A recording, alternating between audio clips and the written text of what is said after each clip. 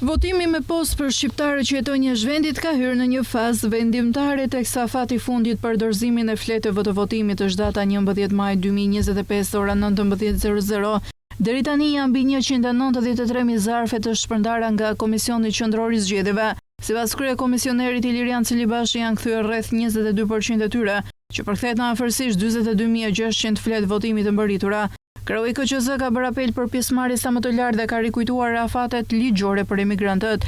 Çdo votë që mbërrin pas datës 11 maj ora 19:00 do shpallet e pavlefshme.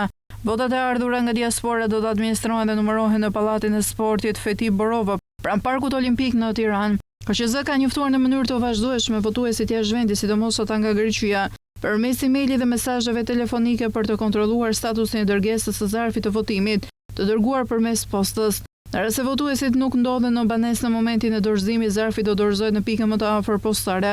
Për të lehtësuar këtë proces, disa zyra postare do të punojnë me orar të zgjedhur dhe do të ofrojnë shërbim edhe gjatë fundjavës. Komisioni Qendror i Zgjedhjeve gjithashtu ka sqaruar votuesit nga jashtë të cilët hasin probleme me marrjen e dokumentit zgjedhor dërguar nga KQZ dhe se si duhet vijojnë më pas.